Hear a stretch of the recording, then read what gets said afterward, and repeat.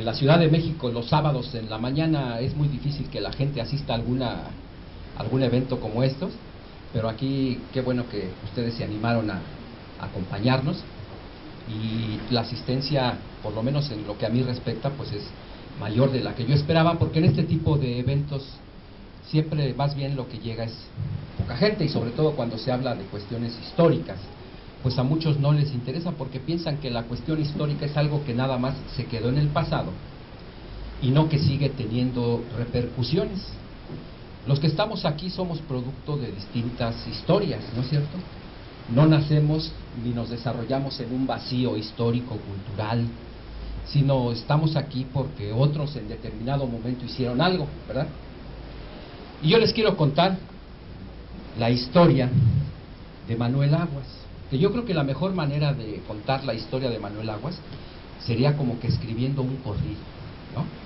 Uno de esos corridos épicos donde se habla de personajes, porque ustedes saben que los corridos también tienen una expresión pedagógica de enseñanza, donde se cuenta historia y la gente se la sabe de memoria, ¿verdad? A veces un poco exagerada, inventada o qué sé yo, pero se queda en la mente, en el corazón de las personas cierta información. Antes de empezar a desarrollar nuestro tema, que vamos a estar pasando ahí algunas imágenes, que se llama Manuel Aguas, de sacerdote a precursor del protestantismo en México, 1868-1872. Les quiero contar por qué fue que yo me interesé por el personaje. Yo originalmente soy sociólogo de la Facultad de Ciencias Políticas y Sociales de la UNAM. Ayer me llevé una agradable sorpresa en la comida, platicando con la esposa del obispo, y ella estudió también ahí en la Facultad de Ciencias Políticas y Sociales de la UNAM, y yo le dije, ay, con razón la veía tan inteligente, ¿no? Pues desde ahí egresada de esa facultad, olla de grillo se le llamaba, ¿verdad? Y se le sigue llamando. Entonces originalmente yo soy sociólogo, pero con el paso del tiempo me fui interesando por muchas cuestiones históricas. Hace muchos años, hace quizá 15 años por lo menos, si no es que más, llegó a mis manos una fotocopia de un escrito que decía ahí Manuel Aguas, un pequeño librito, un folleto que tenía como título Viniendo a la Luz, y tenía un pie de imprenta de la calle de Gante número 5, 1899. Me interesó porque, bueno, pues ya de 1899 hace 15 años, de todos modos era una distancia amplia, ¿no es cierto?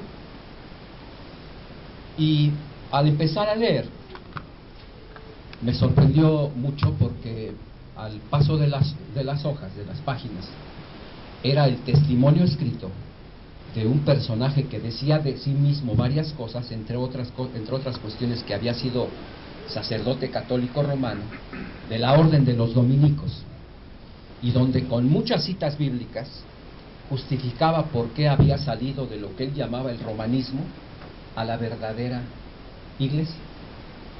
Y era una carta fechada el 16 de abril de 1871, que se la dirige al superior de los dominicos llamado Nicolás Arias, donde le explica por qué ha dejado de ser sacerdote de la orden de los dominicos y había estado en su último puesto eclesiástico en la Iglesia romana como confesor del cabildo de la Catedral Metropolitana de México. Es decir, había tenido un puesto muy importante, había tenido otros, pero ese había sido el más reciente. Y ahorita en nuestra charla vamos a hablar un poco de esa carta, pero nada más les quiero decir cómo fue que me capturó el personaje. La lectura me impactó mucho por la claridad, por lo bien escrito, por lo expresivo, por lo militante, por la forma en la que explicaba con tanta vehemencia lo que él había descubierto al leer la Biblia y compararlo con lo que él practicaba como sacerdote romano. Entonces me llamó tanto la atención que yo dije, bueno, ¿y por qué está escrito? No hay ediciones más contemporáneas. empecé a preguntar a varias gente y pues nadie tenía realmente referencias de los que yo conocía del padre Manuel Aguas. Y ya lo guardé en mi cajón de las cosas interesantes. Y yo dije, en algún momento me gustaría reeditar ese escrito con una pequeña introducción, diciendo lo que más o menos sabemos de quién es el personaje llamado Manuel Aguas. Ya se quedó ahí en el cajón de las cosas interesantes. Y con el tiempo, sin buscarlo realmente, haciendo otras investigaciones del siglo XIX mexicano, me empezó a llegar información. Y bueno, seguía poniendo ahí como les dije, en ese lugar donde guardo de distintas cosas que en su momento a lo mejor digo, escribo un libro, ¿no? Y fue creciendo, y fue creciendo. Y hace un año hubo un coloquio sobre el protestantismo en América Latina, en México, en el expalacio de la Inquisición. No sé cuántos conocen en la Ciudad de México la Plaza de Santo Domingo. Y ahí en la Plaza de Santo Domingo está claro el Templo de Santo Domingo, el que se llama el portal o los portales ahí de los que les llaman evangelistas, que eran los que escribían a máquina las cartas amorosas y muchas otras cosas. Y en una esquina está lo que fue originalmente el Palacio de la Inquisición y que después vino a ser Escuela de Medicina de la UNAM y ahora es un centro cultural y es la ex Escuela de Medicina de la UNAM. Ahí siguen como exposición permanente instrumentos de tortura de la Inquisición mexicana. Ahí precisamente se hizo este coloquio internacional en el ex Palacio de la Inquisición y me invitaron a presentar una ponencia y yo dije, pues a lo mejor es el momento de resucitar varias cosas que tengo ahí y voy a exponer sobre Manuel Aguas. Y en efecto expuse sobre este personaje y varias de la gente que estaba ahí después se me acercó y resultó que eran hermanos integrantes o algunos de ellos que tenían algún cargo o tienen algún cargo en San José de Gracia, y que es una iglesia o la primera iglesia del movimiento llamado de la Iglesia de Jesús, después Iglesia Episcopal Mexicana, Iglesia Anglicana. Y charlamos y demás, y alguno de ellos que asistió, Arturo Carrasco, me invitó después a un café. Me dijo, oye, ¿por qué no platicamos con el obispo Carlos Cuché? Está muy interesado en esto de Manuel Aguas, y ¿por qué no le profundizas más? Y bueno, ya, después con Ricardo y demás me animaron, oye, ¿por qué no escribes sobre el personaje? Yo les había comentado entonces que mi idea era, los escritos que yo había logrado conjuntar de Manuel Aguas, hacerles una introducción, nada más. Porque ahorita en el cuerpo de nuestra charla les voy a platicar de los escritos de Manuel Aguas. Yo dije, bueno, pues a lo mejor unas 20, 30 cuartillas de introducción que presenten los escritos del personaje y después reproducir los escritos. Pues esas 20, 30 cuartillas que yo pensaba, va ahorita en la cuartilla 148. Y yo pienso que con unas 20 más ya se cierra el estudio introductorio. Con la reproducción de los escritos de Manuel Aguas, yo calculo que va a salir un libro con el estudio introductorio más esta otra sección de lo que originalmente iba a ser, nada más los escritos de él, va a ser un libro fácil de 300 páginas. Y dicho esta un poco anécdota, entramos en materia. Ahí vienen ustedes el título. No voy a contar la parte anterior a lo que aquí voy a exponer. Les quiero nada más decir muy rápido que lo que yo he hecho es una especie de lo que se conoce como historia social. Manuel Aguas no es un personaje que surge en un vacío histórico, sino es un personaje del siglo XIX mexicano, donde había dos corrientes fuerte y férreamente encontradas una con otra, a veces, no a veces, muchas veces de manera sangrienta, que eran los liberales y los conservadores. En México, después de que se proclama la independencia, en 1821, empieza una discusión sobre hacia dónde llevar al nuevo país. Algunos querer seguir cerrado solamente a una sola confesión religiosa, y otros que dicen que la nueva nación debe abrirse. Hablan de lo que se conoce como el tolerantismo. Y un personaje pionero de eso es José Joaquín Fernández de Lizardi, el pensador mexicano, que inclusive tiene un juicio inquisitorial por haber escrito a favor de la libertad de cultos. El pensador mexicano, desde antes de la consumación de la independencia, escribe sobre esta posibilidad, y es un personaje brillante. Sus escritos realmente, algunos de ellos son muy hilarantes, muy sarcásticos, pero siempre criticando férreamente la cerrazón católica romana. Y el pensador mexicano es un precursor. Y en esa década de los 20, precisamente en abril de 1827, llega a México el enviado de la Sociedad Bíblica Británica y Extranjera llamado James Thompson, y vive en la Ciudad de México y alrededores 3 años distribuyendo la Biblia. Una Biblia que no tenía libros deuterocanónicos o llamados apócrifos, pero la traducción era católica, la traducción del padre Felipe Schio de San Miguel. La distribuye esta Biblia, y esta Biblia le vale que haya un edicto de la Catedral de México, del Obispado de México, prohibiendo que se le compren Biblias a Thompson, y también que si algunos las tienen, las entreguen y que pues no las lean, ¿no? La labor que hace Thompson es heroica. 3 años permanece en México. Un libro de su servidor, un libro mío, está en imprenta, que cuenta esta historia, estos 3 años de la vida de Thompson en la Ciudad de México, las polémicas que hay, cómo es amigo de José María Luis Mora, el llamado padre del primer liberalismo mexicano, y en fin, años muy agitados, y la obra realmente heroica de James Thompson.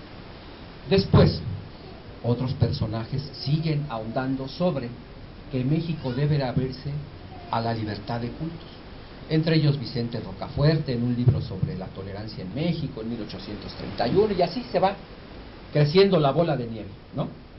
Después, ustedes saben, viene el gran salto de la Constitución Liberal de 1857, y finalmente, el 4 de diciembre de 1860, Juárez da la Ley de Libertad de Cultos.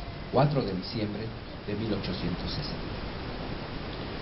Junto con la Ley de Libertad de Cultos hay un grupo de sacerdotes católicos romanos que apoyan la Constitución liberal y se hacen llamar los padres constitucionales reformistas, o algunos lo conocen como los padres constitucionalistas. Estos padres constitucionalistas, que acompañan la discusión de la Constitución del 57 y después las leyes de reforma, es un grupo pequeño, básicamente conformado por sacerdotes en la Ciudad de México, aunque tiene expresión en algunos otros lados, pero básicamente, como les dije, en la capital de la República. Y ahí hay, por ejemplo, varios personajes como Aguilar Bermúdez, Manuel Aguilar Bermúdez, Rafael Martínez, y un personaje llamado Juan Nepomuceno Enríquez Orestes.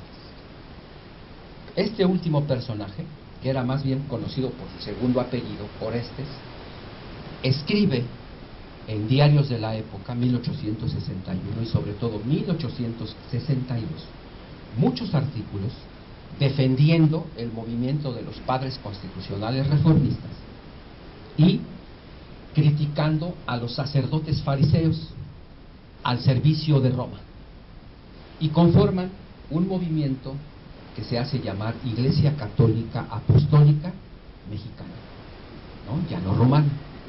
Pero es un movimiento que no tiene mucha expresión en comunidades, sino nada más es este grupo de sacerdotes que está combatiendo a los conservadores mexicanos y diciendo que lo que México necesita son verdaderos clérigos evangélicos que sean fieles a las leyes de reforma. Hasta hacen una lectura bíblica de las leyes de reforma y las defienden enconadamente. Este grupo de los padres constitucionales reformistas va a ser muy importante y lo vamos a retomar en algún momento de nuestra exposición, porque es la base que después conforma ya propiamente lo que se llama una sociedad evangélica o una iglesia no romana a partir de 1864 en la Ciudad de México. Orestes y Rafael Díaz Martínez viajan en 1864 a Nueva York, comisionados por el grupo de los padres constitucionalistas para explorar relaciones con la Iglesia Episcopal Americana. Van a Nueva York, allí tratan de informar y levantar algún tipo de apoyos, de acuerdos y demás, y ahí lo vamos a dejar para que simplemente bosquejar, porque la primera parte de mi investigación es contar todos estos como aproximadamente 40 años antes del surgimiento de Manuel Aguas, pero Manuel Aguas no surge en el vacío histórico.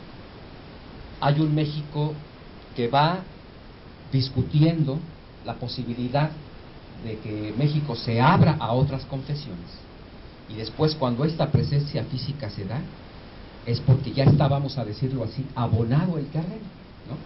Esa parte es importante. Bueno, entonces, si me ayudan ahí pasando ahora sí la siguiente imagen.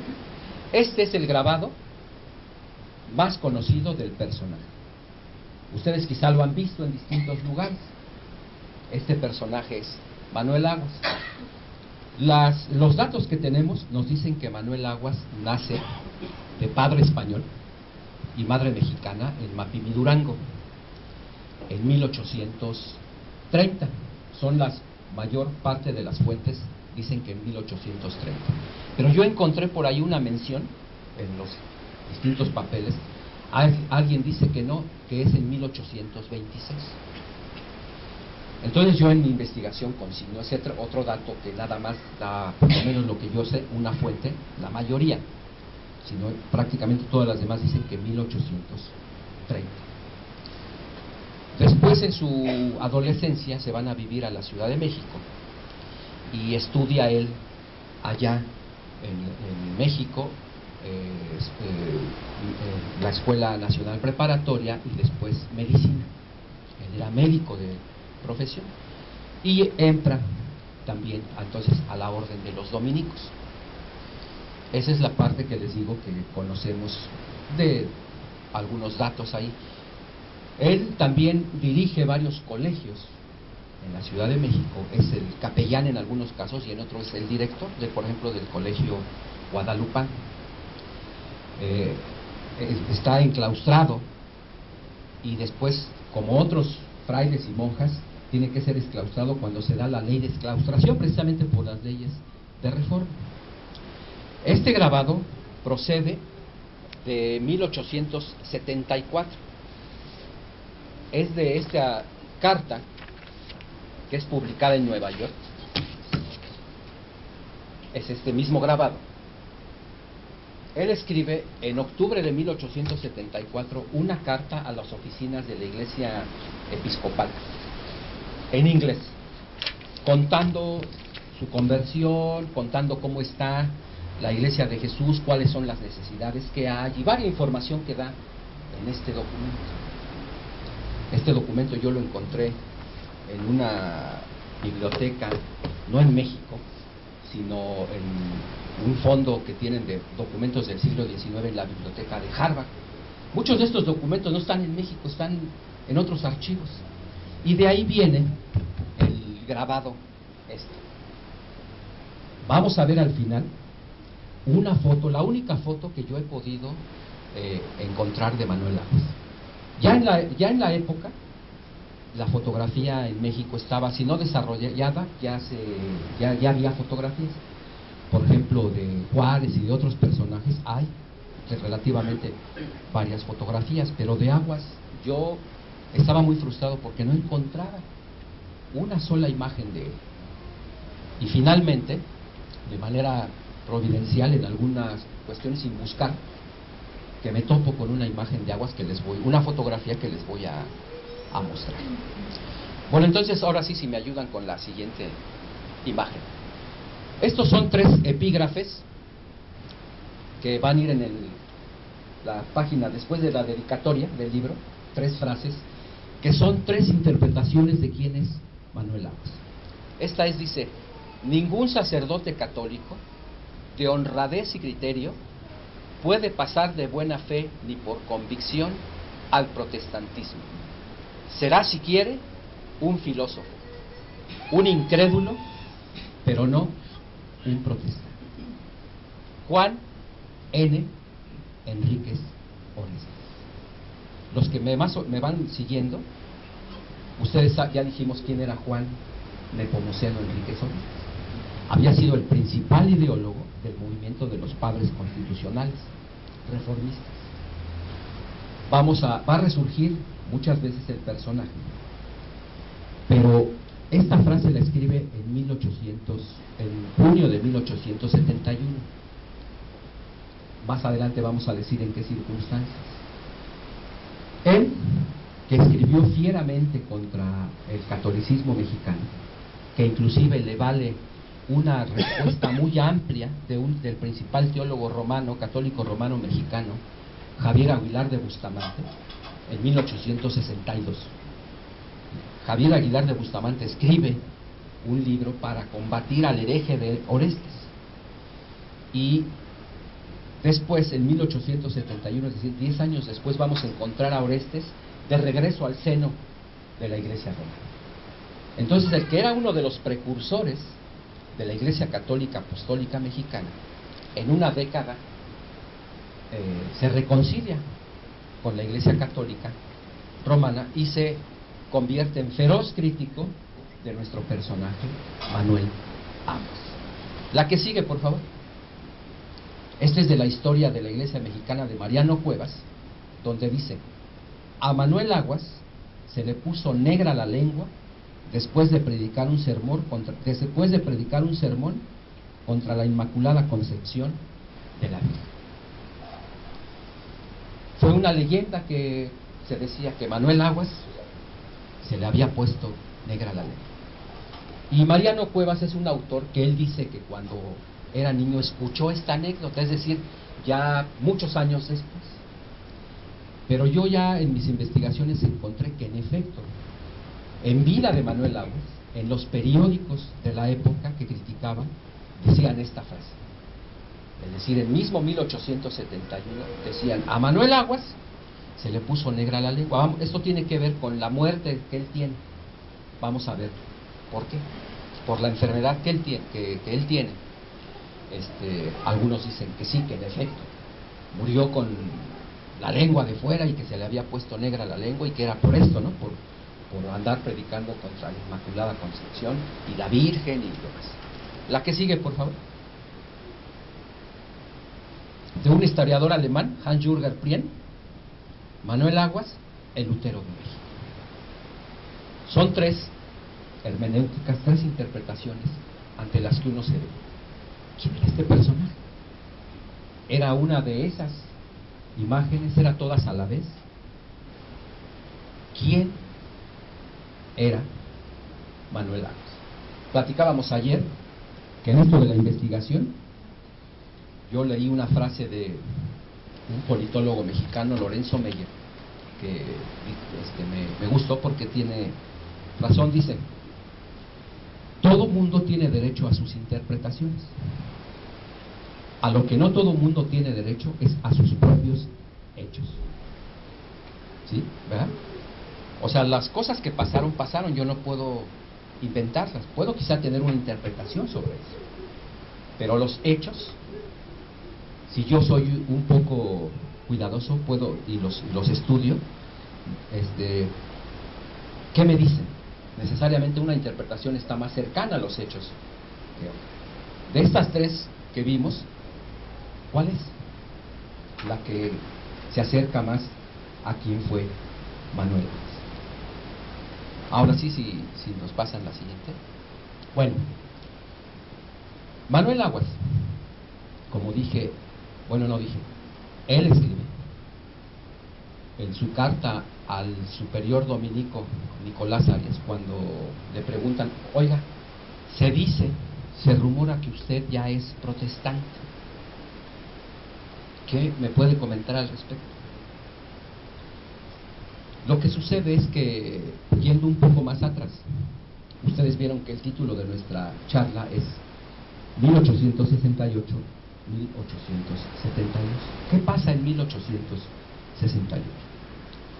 Cuenta el mismo Manuel Aguas, en esta carta que escribe a su superior, que él todavía a principios de ese año, 1868, era párroco en Azcapotzalco, que estando ahí, llegan a sus manos, por alguno de sus feligreses, unos folletos que andaban repartiendo unos protestantes. Fíjense, estamos en 1868. Si a sus manos llegaron unos folletos de esa naturaleza, quiere decir que alguien los repartió, ¿verdad? Uno, como administrador, se pregunta, pues, ¿de dónde pudo haber llegado eso? Y es donde uno se va hacia atrás y descubro que ya existía en la Ciudad de México un núcleo que se llamaba Sociedad Evangélica Mexicana, que tenía su domicilio en la calle de San José el Real. ¿Cuál es San José el Real? Lo que es la iglesia de la Profesa en la Ciudad de México, Avenida Madero y Isabel la Católica. Desde 1864, por lo menos, ahí se reúne un grupo que funda uno de los padres constitucionales reformistas, llamado Manuel Aguilar Bermúdez.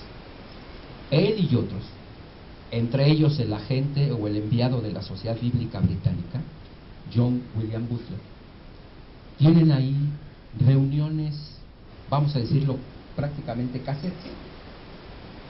Ahí llega distinta gente y conforman un movimiento.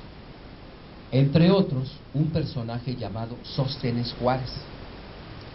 Sóstenes Juárez y otros empiezan a no solo fortalecer ese grupo, sino a tener núcleos en otras partes de los alrededores de la Ciudad de México. Podríamos pasar mucho tiempo contando un poquito la historia de San José el Real, Sóstenes Juárez y algunos otros, pero eso ya nos llevaría y nos desviaría de algún momento de nuestro objeto principal. Entonces, este grupo de San José el Real es el que reparte este tipo de literatura, que hace que le llegue en los primeros meses del 68, como párroco de Azcapotzalco, a Manuel Aguas esta folletín. Él se pone a leerlo con el afán, dice, de refutarlo, porque una, dice, de mis obligaciones como párroco católico era deshacer este tipo de herejías, ¿no? Y se pone a preguntarle a sus feligreses, pues, que quién se los entregó y que por qué lo andan leyendo, y dice que inclusive logra que se le salgan este tipo de propaganda nociva de la cabeza, ¿no? Pero se queda con esa folletería, la lee cuidadosamente y después eso lo lleva a leer la Biblia. Dice que él, como párroco católico romano, realmente no había leído la Biblia, más allá de algunas referencias en los misales y algún otro material. Él no había leído la Biblia. Y ustedes saben lo que pasa en la historia, no solo de México, no, sino de muchos lugares, cuando la gente se pone a leer la Biblia, ¿no? Después empieza a comparar lo que él enseñaba como párroco romano y lo que decía la Biblia, y dice que no solamente eso, sino que empiece a conseguir cuanto literatura protestante, le llama a él, podía conseguir. Entre ellos, la historia de la Reforma del siglo XVI de Merle du Vignay, que era en varios tomos en francés. Se pone a leer compulsivamente el padre Manuel Aguas. Cuenta que pasado un tiempo decide hacer un alto en su ministerio como sacerdote romano. Eso sucede más o menos en primeros meses de 1870. Pide un alto en la parroquia de Azcapotzalco y dice que se sostiene de ejercer su profesión, la que estudió, de medicina homeopática. Cuenta que trabajaba dando consultas y sosteniéndose en las mañanas y que en las tardes se ponía a leer la Biblia. Esa lectura de la Biblia lo convence de que él ya no puede seguir como sacerdote romano. ¿Y qué hacer? Porque él había tenido una trayectoria amplia en la Iglesia Católica Romana y se da cuenta que si rompe, pues eso va a tener varias consecuencias. Sabe él que existe una congregación en la Ciudad de México. Bueno, había varias, algunas de ellas pequeñas. Seguía existiendo la de San José el Real, ¿se acuerdan que les platico? Y había otros, pero la principal estaba en la calle de San Juan de Letrán, número 12. Aquí dejamos a Manuel Aguas leyendo la Biblia, ¿no? Y ya tenemos que hablar de otro personaje. Un misionero, hijo de padres ingleses, pero nacido en Chile. Henry C. Riley. ¿Han oído ustedes de Henry C. Riley? ¿Quién era él? Era, como dije, de padres ingleses. Nacido en Chile, hablaba bien español. Y en los años 60 estaba ejerciendo como pastor, como ministro de la Iglesia Episcopal en Nueva York. Estando ahí, por varias vías, recibe información de lo que está pasando en México con el movimiento de los padres constitucionales reformistas. Conoce personalmente a Juan Nepomuceno Enríquez Orestes. ¿Se acuerdan otra vez? Vamos a tener que retener nombres. ¿Quién era este personaje? El de los padres constitucionales, que había ido a Nueva York. Y allá lo conoce, 1864, 1865, y Orestes le platica lo que está sucediendo. También recibe información Riley por medio de un liberal mexicano, Manuel Rivera y Río, que fue un exiliado allá en Nueva York y que era poeta, era novelista, liberal, muy juarista, y que también conversa con Riley acerca de la situación de México y lo favorable que es que venga a México después de que ha ganado la batalla contra el imperio, contra la invasión francesa, las fuerzas liberales acaudilladas por Benito Juárez. Una vertiente más que hace que Riley conozca qué está pasando en México es el de una misionera en el norte de México, sobre todo en Nuevo León, en Monterrey, llamada Melinda Rankin. Melinda Rankin cuenta que estando en Nueva York en uno de sus viajes, anima a Riley para que vaya a la Ciudad de México. Melinda Rankin fue misionera en la frontera con México entre 1852 y 1872 en Monterrey. La mayor parte de los años estuvo cerquita de las poblaciones mexicanas, pero del lado americano, y ya después sí está más o menos a partir de 1866 incursionando a México y ya viviendo en Monterrey en algunos tiempo, y ella en la Sociedad Bíblica en Nueva York coincide con Riley y lo anima. Riley finalmente llega a México en diciembre de 1868. Tenemos que retener fechas. ¿Qué estaba pasando con Aguas cuando llega Riley? En octubre del 68 es cuando hace un alto, ¿no es cierto?, en su ministerio sacerdotal. Es decir, unos meses antes llega Henry C. Riley. No, después, perdón, diciembre del 68. Pero ya había el núcleo de San José. Cuando Aguas, ahora sí ya, retomamos a Manuel Aguas, que estaba leyendo su la de personajes, porque ustedes saben que los corridos también tienen una expresión pedagógica de enseñanza, donde se cuenta historia y la gente se la sabe de memoria, ¿verdad?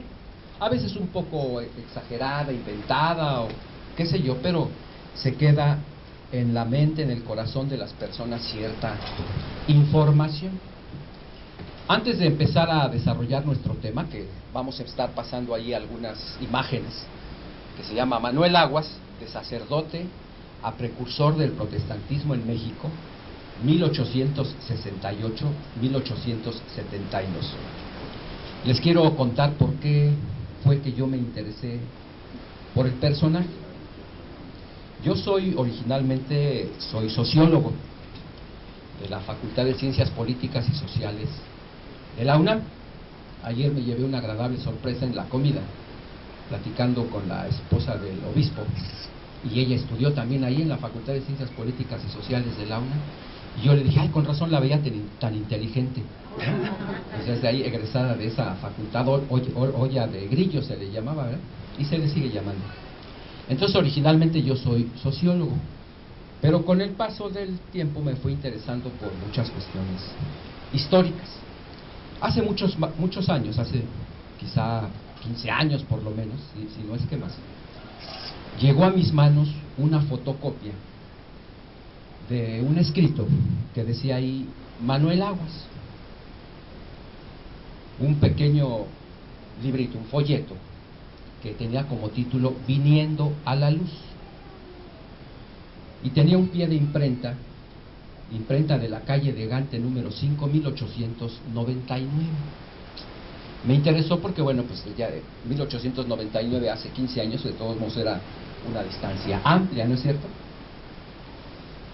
Y al empezar a leer, me sorprendió mucho porque al paso de las hojas, de las páginas, era el testimonio escrito personaje. La lectura me impactó mucho por la claridad, por lo bien escrito, por lo expresivo, por lo militante, por la forma en la que explicaba con tanta vehemencia lo que él había descubierto al leer la Biblia y compararlo con lo que él practicaba como sacerdote romano. Entonces me llamó tanto la atención que yo dije, bueno, ¿y por qué está escrito? No hay ediciones más contemporáneas. Empecé a preguntar a varias gente y pues nadie tenía realmente referencias de los que yo conocía del padre Manuel Aguas. Y ya lo guardé en mi cajón de las cosas interesantes. Y yo dije, en algún momento me gustaría reeditar ese escrito con una pequeña introducción, diciendo lo que más o menos sabemos de quién es el personaje llamado Manuel Aguas.